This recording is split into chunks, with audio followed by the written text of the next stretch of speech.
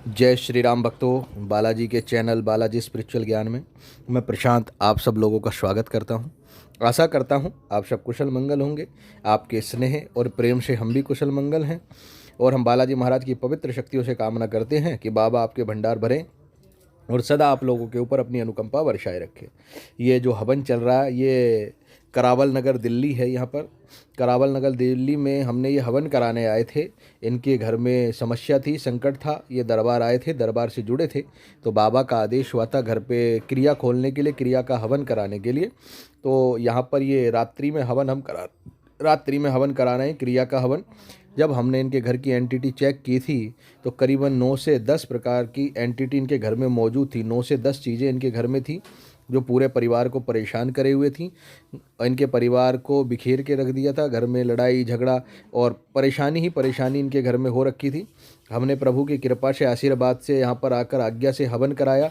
और जब क्रिया का हवन हमने यहाँ पर कराया तो जब हमने इनको हवन करने के लिए पहले बोल दिया था कि भाई आपके घर इस दिन हवन होगा, तो उससे 15 दिन से इनके घर में उथल पुथल मचा के रख दिया था संकट ने।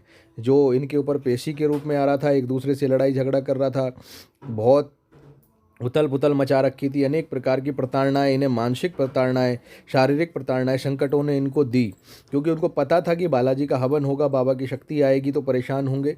यही हवन का प्रभाव है। जब हवन होने का कोई नाम आता है या बड़े हवन की बात आती है तो घर के संकट जो है भयग्रस्त हो जाते हैं और वो ऐसा माहौल बना देते हैं कि कई बार हवन ना हो। तो ऐसे में आपको घबराना नहीं चाहिए। जो भी गुरुजी या जो भी आदेश आपके लिए हवन के लिए आए उसके लिए मना ना करें, हवन कराएं, उससे आपको लाभ मिलेगा। फिर हमने इनके यहाँ हवन कराया और जब इनके यहाँ हवन कराया, हम इनके यहाँ गए तो इन्होंने खुद स्वीकार किया कि आज इनके घर में इनको बहुत शांति महसूस हुई, घर में इनको परेशानी नहीं हुई। और 9 से 10 इनके घर में जो चीज़ें थीं वो सारी चीज़ें हवन के माध्यम से मुक्त कर दी। इनके पितरों को हवन के माध्यम से शुद्ध करा दिया।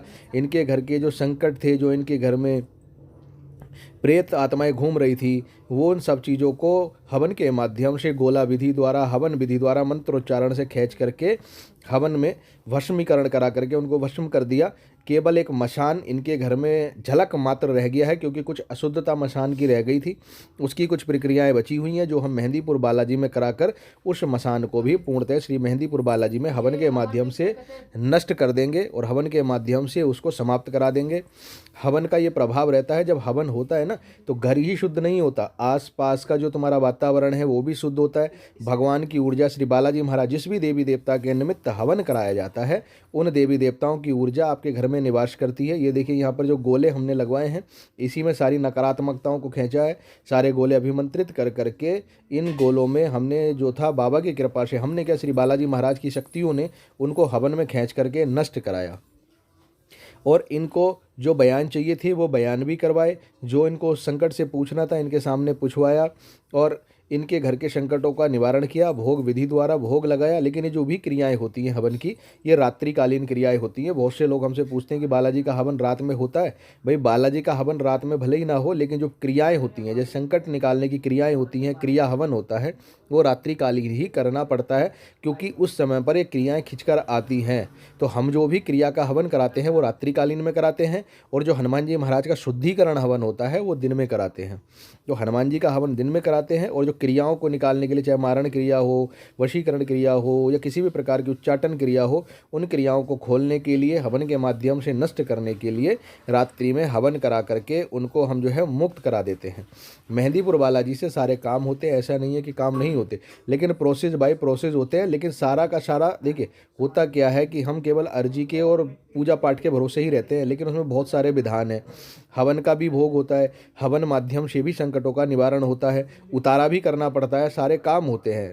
अगर किसी भी संकट को, किसी भी निगेटिव एनर्जी को शरीर से निकालना है तो उसके लिए उतारा, मंत्र जाप, हवन विधि, सब विधि द्वारा ही कार्य होता है।